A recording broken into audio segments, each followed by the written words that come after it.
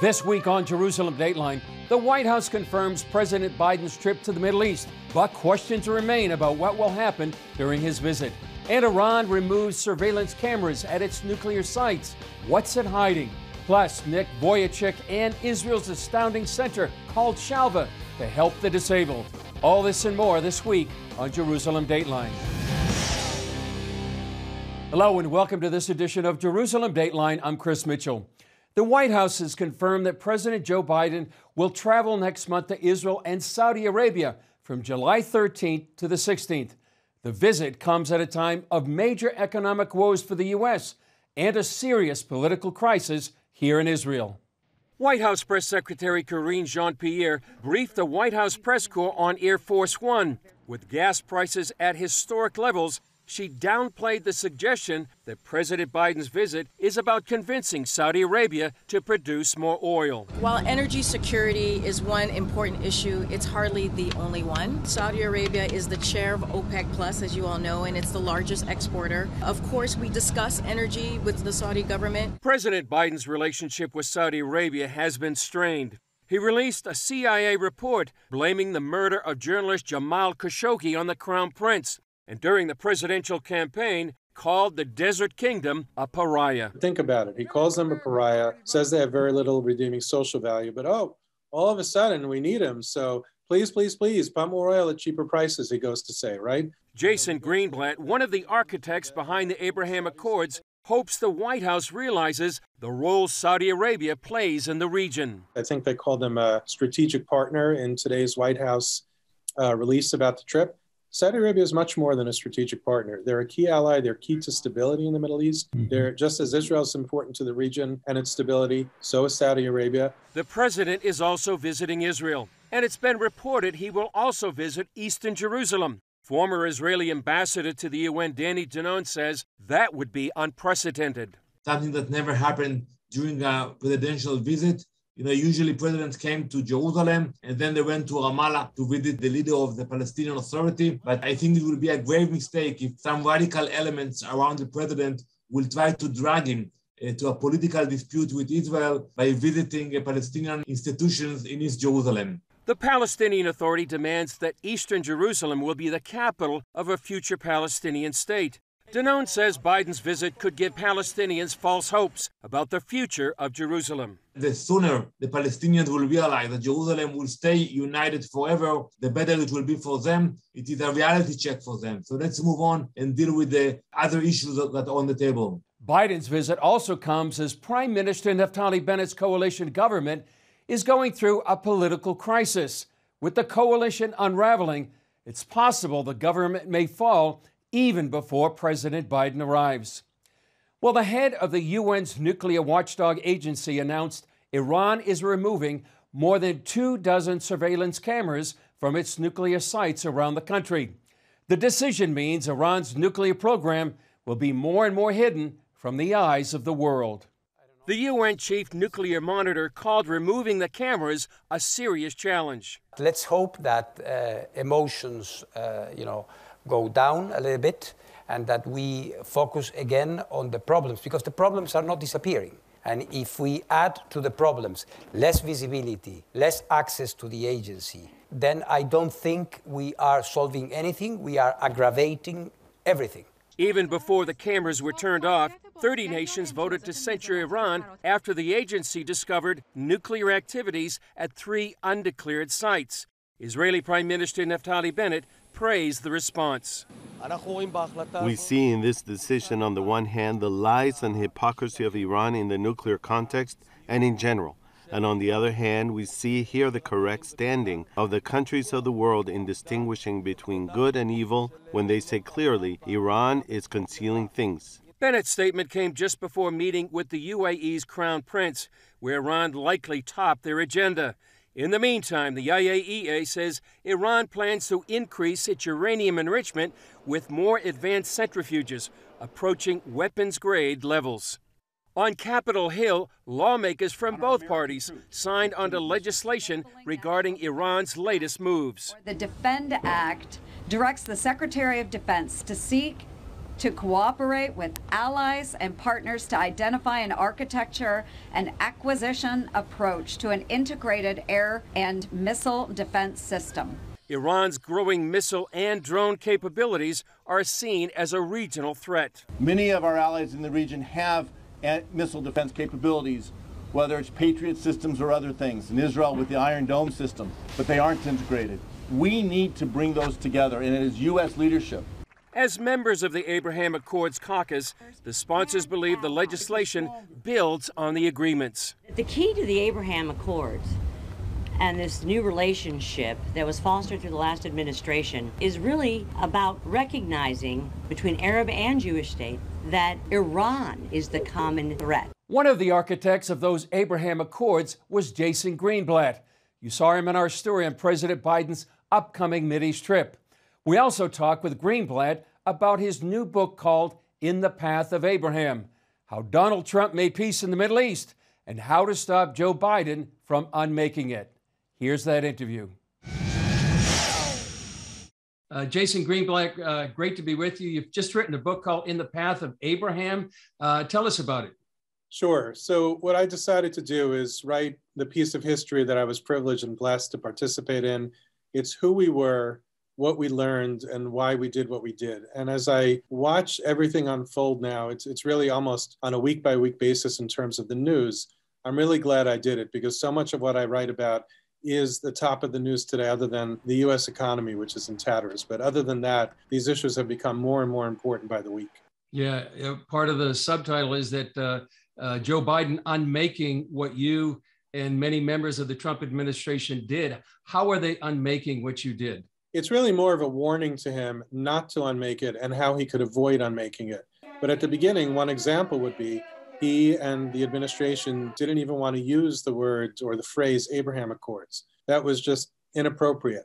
At some point, they picked up the ball on the Abraham Accords. They started using the name.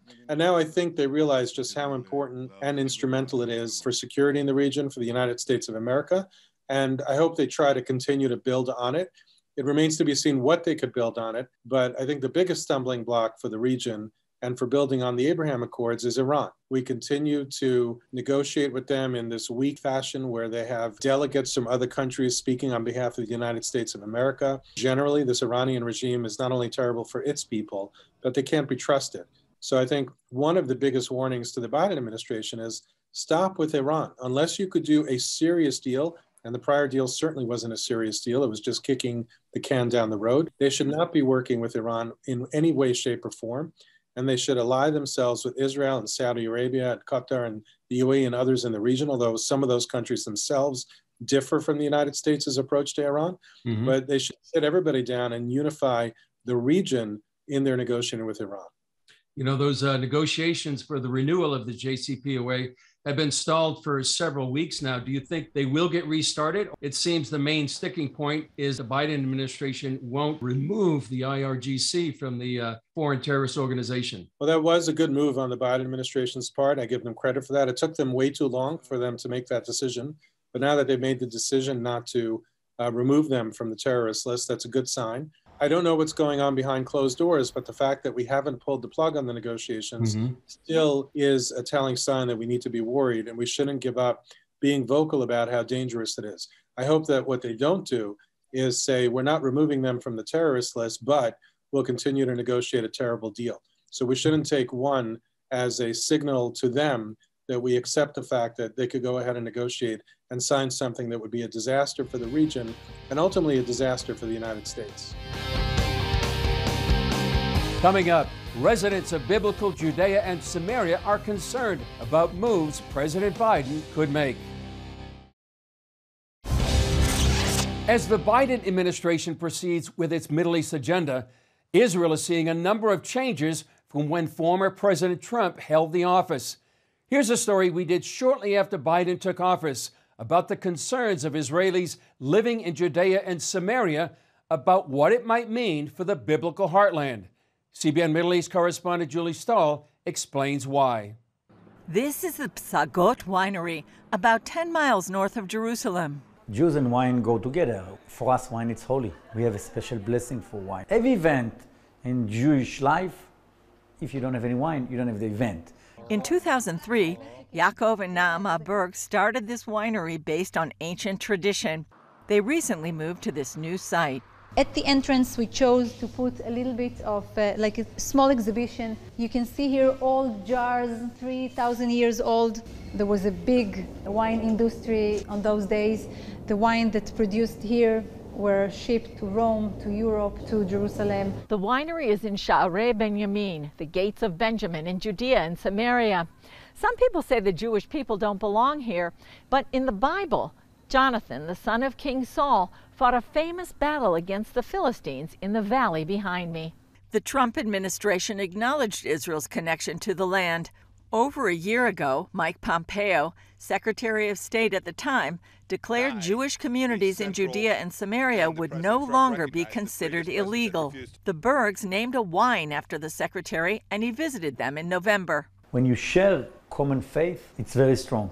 And with faith also you can change the world. And I think President Trump and Secretary of State Mike Pompeo, they changed the history. Other unprecedented moves included recognizing Jerusalem as Israel's capital and moving the U.S. Embassy there, actions that angered Palestinians, causing them to cut ties with the U.S. President Biden has now restored those relations, as well as unconditional funding to Palestinian refugees. He also plans to return to the old peace process formula. If someone wants to develop this area, to solve the problem, the way is not to separate Arab and Jews with dividing the area and build borders. The right way, it's like what President Trump did. He talked about let's invest in the area, let's develop the area. Israel Gantz, governor of the Benjamin Regional Council, says Israel must be the sovereign power here. We can live and help each other, but we can't agree to take a part of the whole land and give it to someone. You know, God brought us here not to take his holy land and to bring it to someone else. Berg said Trump had made morality into reality. President Trump was the first president saying the simple truth. We, the Jewish people, we came back to our homeland after 2,000 years that we've been dreaming, we've been praying. Coupled with that morality was Trump's business sense. He says, listen, today it's the best deal. Tomorrow it will be worse. Everybody wants to sign a deal the same day. Nobody can argue the results. The Bergs Winery produces 750,000 bottles of wine each year, exporting 70% to more than 20 countries. Soon, thanks to the Abraham Accords, there will be one more, the UAE. Wine represents more than just a drink. It's a culture, something very deep. So I think we have the ability to be very successful in our relationship with the Emirates. The Accords opened the way for business between Israel and several Muslim countries. It's a history. It's a real change that instead of talking about take this holy land and divide it, which means borders and wars and hospitals, instead of that we are talking about what's common. Despite the disputed status of Judea and Samaria and the fact that most Muslims don't drink alcohol, the UAE is planning to import Israeli wine. More than 2/3 of the Arab Emirates population is from other countries. I think we're talking here about connection more than how many bottles of wine I'm going to sell. Gantz believes the Abraham Accords will bring a better life for Jews and Arabs alike. Now Abraham Accords talking about prosperity. Everyone that really want to help the people here should invest in this area. Gantz says the world is focused on this area because it's the heart of the world. Both he and Berg hope Biden will see that the recent changes are working and follow suit. Julie Stahl, CBN News, the Psagot Winery, Judea and Samaria. Up next, Nick Vujicic and Rabbi Kalman Samuels, two pioneers, share their hearts on helping the least among us. Nick Vujicic has moved audiences around the world with his inspiring story of overcoming the challenge of being born without arms or legs. Earlier this month, Vujicic met with Rabbi Kalman Samuels here in Jerusalem.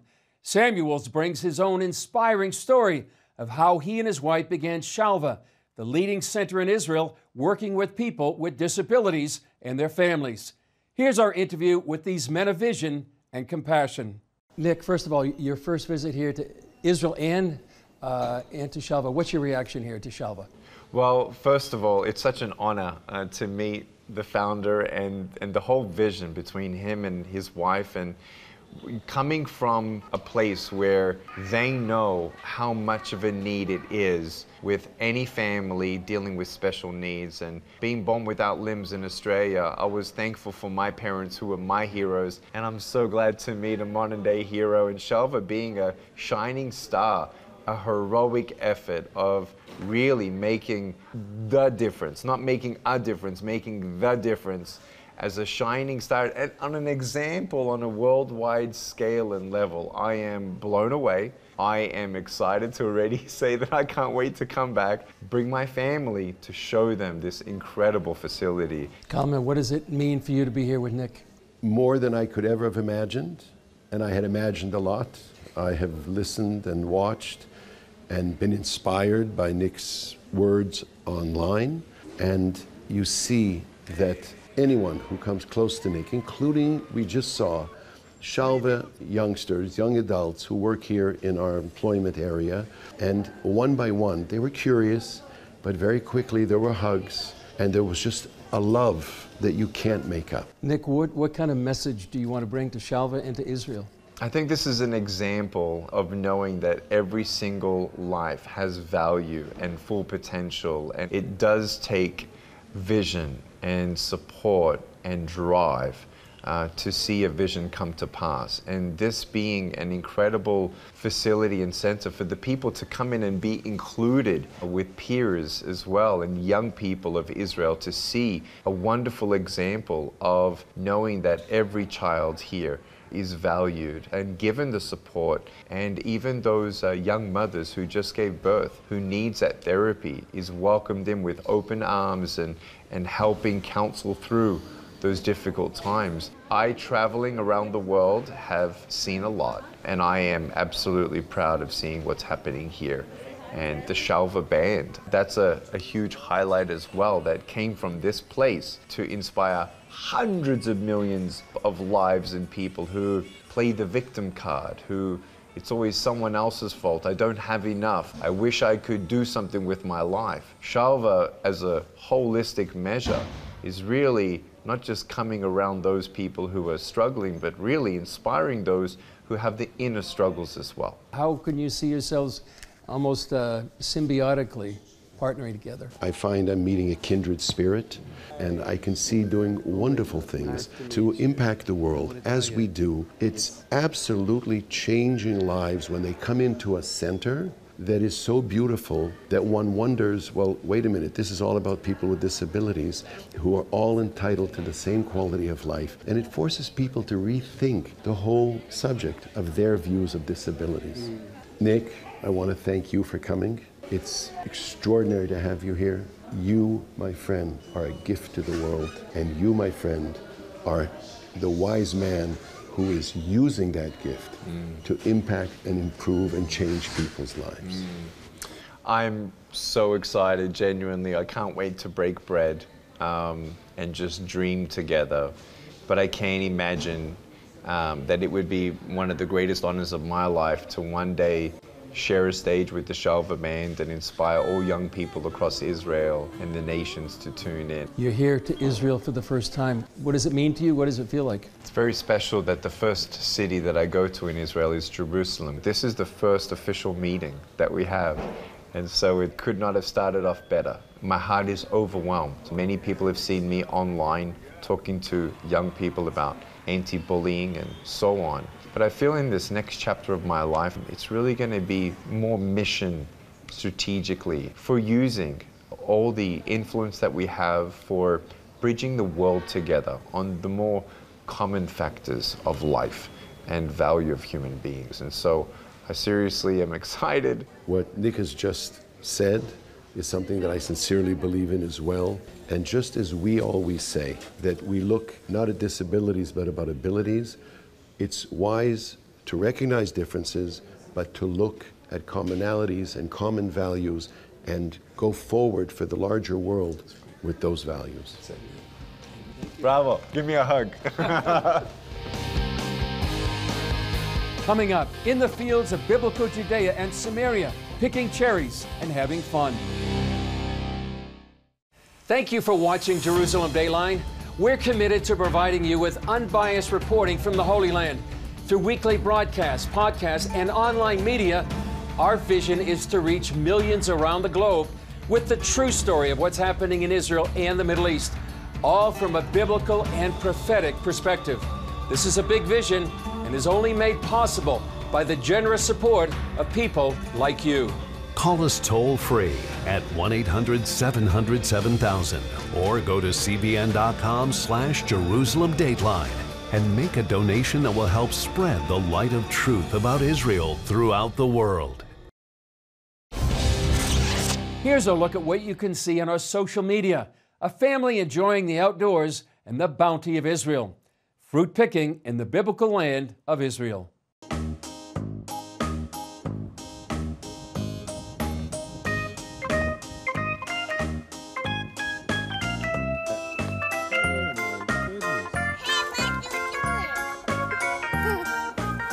What are you doing?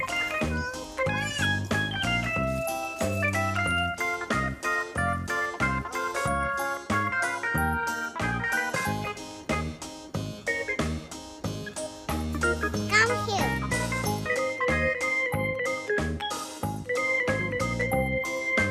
From the trees?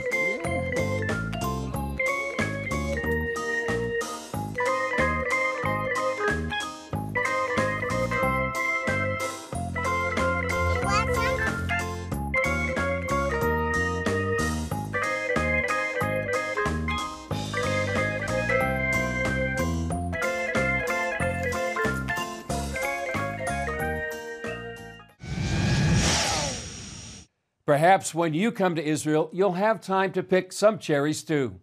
Well, that's all for this edition of Jerusalem Dateline. Thanks for joining us. Remember, you can follow us on Facebook, Twitter, Instagram, and YouTube. And you can also access CBN content through our CBN News and other CBN apps. And don't forget to sign up for our email blast so you can continue to receive all of our exciting CBN content. I'm Chris Mitchell. We'll see you next time on Jerusalem Dateline.